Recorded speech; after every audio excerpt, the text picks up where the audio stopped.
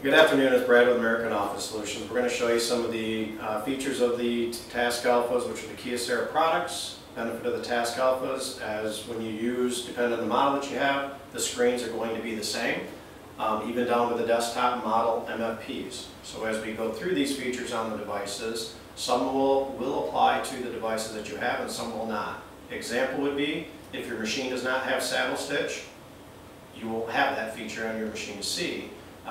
But the features and the way that we get out paper jams and load paper, things like that, should be very common. So we're going to start with the physical features of the machines, and then we'll get into how to do some things. So physical features, we're going to talk about the dock feeder first. So you would basically load your paper here in the dock feeder, press go, or you would load paper on the glass, and you would press it up to the arrow. If you'd like it landscape, you would turn it landscape. If you want a portrait, you would have a portrait. If you've got legal size or ledger size or something smaller, it will detect that for you. One thing I want you to notice is there is a green indicator light here, so if you do load paper in the dock feeder, please make sure that you press it until you see that indicator light. If you do not, and then you press go, you're going to get blank copies. So keep that in mind. Okay? As we look at the device, again, we talked about the document feeder. As we go down the front of the device, you can open up this tray here. This is where your toner would be. There's a lock mechanism.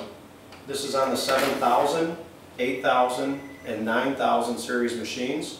We'll show the other series at a different time. This is another area here too, where as we talk about paper jams, this would be a tray that it would ask you to pull out. Make sure you lock it. Down here is the paper tray. These are adjustable from 12 by 18 down to 8.5 by 5.5. The drawers do have slow close, so as they shut, they slow close just like your kitchen cabinets would. These two trays are adjustable and they're adjustable the same. These trays here actually hold 3 reams of paper each, so you can put 3,000 in the bottom 2 drawers. On this side over here, we talk about a waste toner bottle. This just opens up here. This is where the waste toner bottle would be. You hit this. Part of your service contract with us is we replace that, so you want to keep an extra one on hand. Okay. On this side of the device, this is where your bypass tray is. This is for teachers that are going to be using transparencies, heavier stock, things of that nature. These are your quick one-off places to put that. And we'll show later on how to touch the screen to get to those features. When you get a paper jam, which we're going to show here in a second, I'm just going to show you how to open the machine up. You open up the machine this way, down here at the bottom. These are 2 drawers. Very simple. The path of the machine is up and out. So that is the path.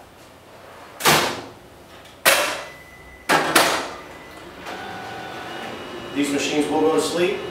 So when they're in sleep mode, you'll see this little energy saver light. It'll be lit up. When you walk up, you hit that, turns the machine on. You also have a soft power switch here. And on the back of the machine, it's hard to see in the video, but there's a little toggle. That's how you main power the machine off. Okay? So that's the main unit. And on this side, we actually have the stapler unit. So again, the only reason why you would get into the stapler is if you were changing the staples or if it told you how to jam.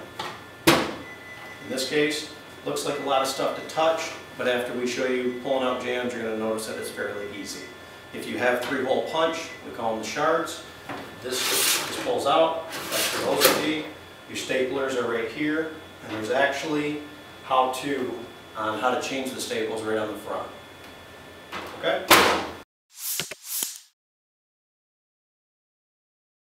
We're going to show how to remove the jams from the copier, so let me start the print job that's in the queue, and then we're going to jam the machine on purpose.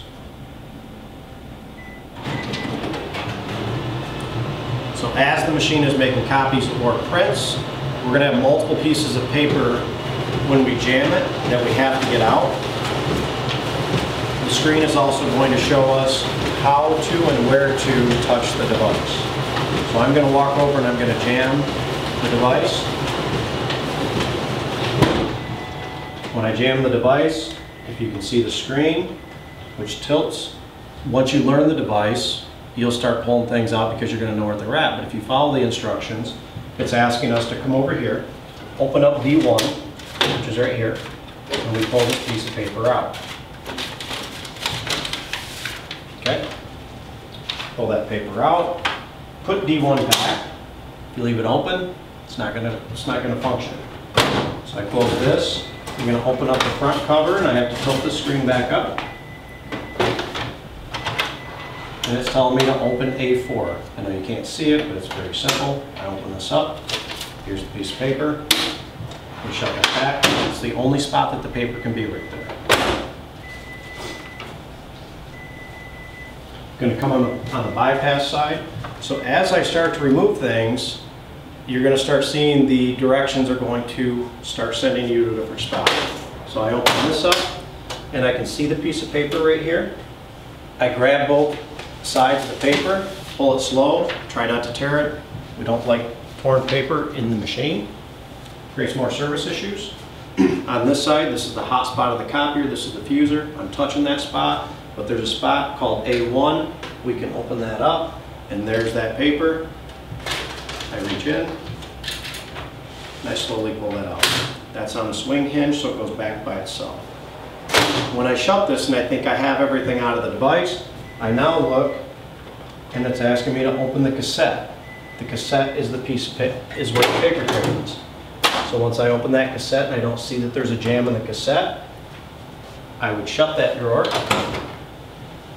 and now wait for the machine to tell me if it's done, right? So all I did is check a sensor for it, and if it's done, it'll continue on and start. If there was another jam somewhere else, I would then follow the instructions. In this case, we got all the jams out, so we should be good to go.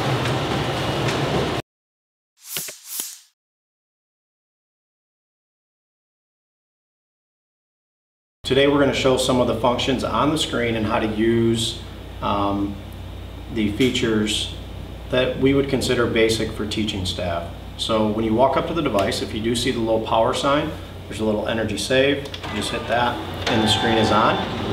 You're going to see copy and send is going to be the most common feature for you, because send is where you send to scan to email, and copy is where you're going to do most of your copying. There are some other boxes on there, but we're not going to talk about those today. Copy button, I touch copy.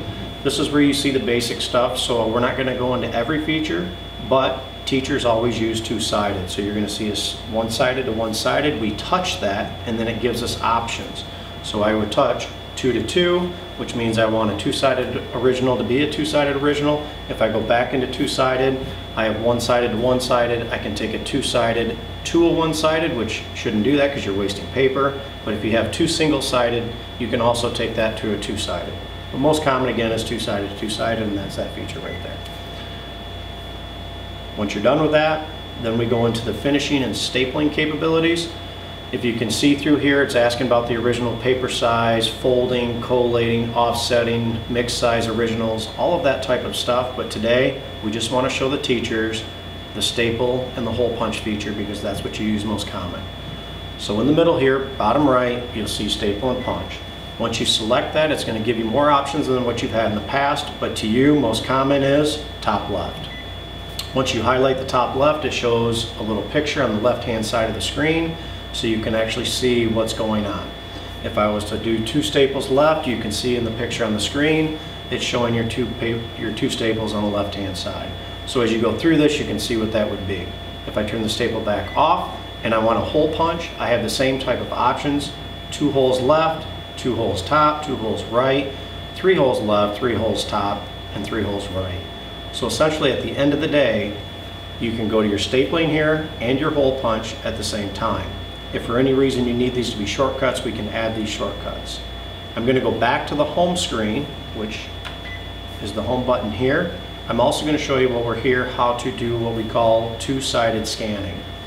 You would touch the send button, you're going to touch address book, find your address or your email. Once you highlight that, press OK. After you press OK, we're going to go into the original format. This gives you a lot of other features, but in your case, we're going to just show how to get to two-sided scanning. So I go across the top, it says two-sided. I touch the two-sided. Right now it's selected as one-sided. We're going to go to two-sided. It's going to say from the left or from the top. That's your choice. Most common is going to be from left to right. It's already selected, so I press OK. The green button is highlighted because you can't see the document feeder right now, but my documents are in the doc feeder waiting to be sent. If you don't have documents in the doc feeder, or you do not have documents on the glass, that green light will not come on until it's ready. Anytime you're on the device, you have multiple points to touch. So there's home, there's a send button down here, which was the same send button. I'll go back to home. It's the same send button as that you see up here. The same copy button that you see down here, which is a physical copy button, is up here. As you touch things, very similar to your phones, touch where the copies are highlighted.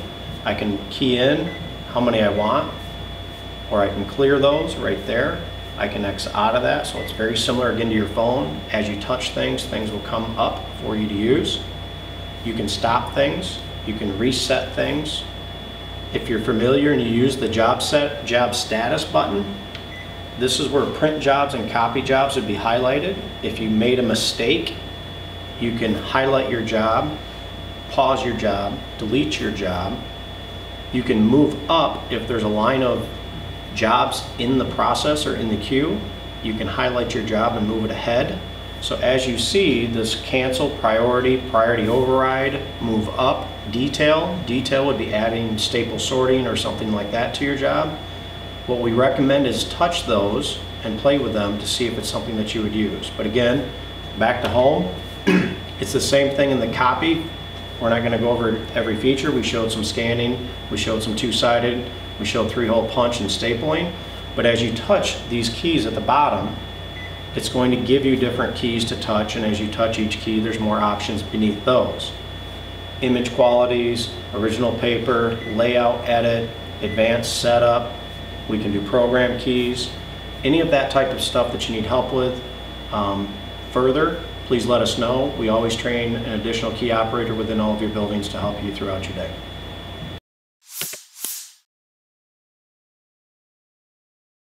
Today we're going to show how to staple something using the external staple finisher. And most commonly, this is when you print something and you forget to select the staple feature when you send the print to the device. So if the device had sent out a document, I've got my document, it needs to be stapled. I flip open this here, I turn this on. When I turn it on, the stapler is going to open up. I want to go as far left and face down as I can. In the guide, upper left is where it's going to be. I press the button, it staples it for me, and upper left it's stapled in the guide. You also have bottom right, and then you have two sides on the left. So if you forget any of those three, you can, but it's basically right here in this window. You just flip this open, again turn it on. When you turn it on, you'll hear it open up. I'll throw this one back in. My guides. I can select a different one, press go, and send it back out. Okay?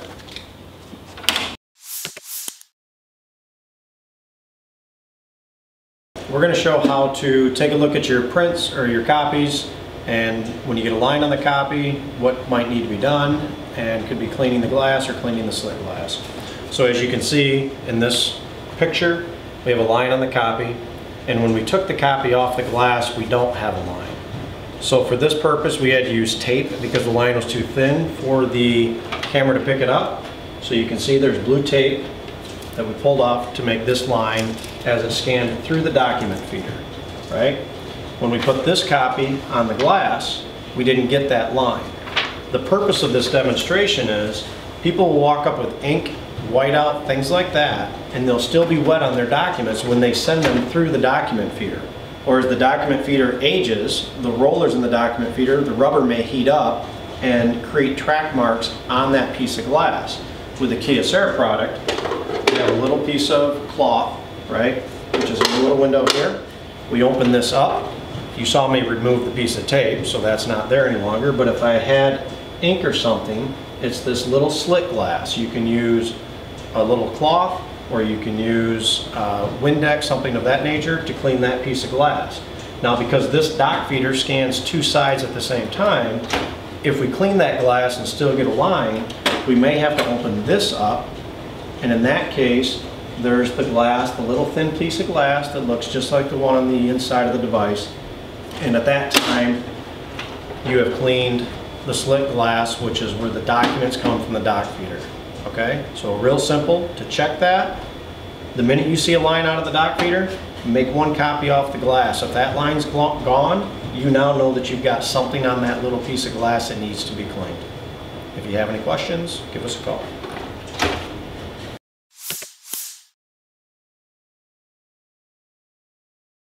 In this video, we're going to talk about the Kyocera toner recycling and how that actually applies, which is the waste toner actually uses the black toner cartridge when it's empty. This is on the Kyocera machines, 60 pages per minute and down, not including the desktop models.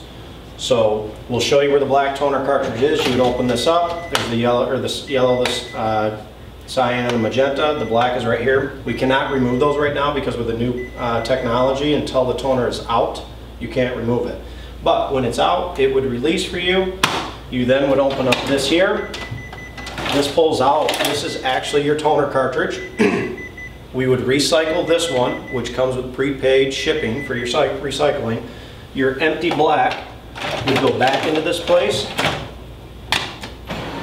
And at that time, you essentially have to never order a waste toner, and it is a true 100% recycling process because the black toner cartridge, when it's empty, always replaces the waste toner that you just saw me remove and put back into the machine.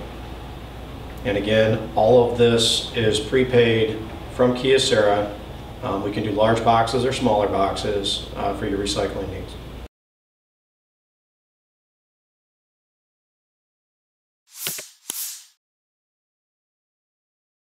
So today we're going to talk about any of the school districts that have PaperCut Login. So real simple, we're going to badge in first. So if you have your badge, you're going to see the red dot. You hear that beep in. You're going to go to device functions in the middle. You're going to go to next. Some of you do not have to press next, but then I'm at the device. Once I'm done with this, always make sure you log out down here. It'll take the copier a second to log out. You'll see that screen.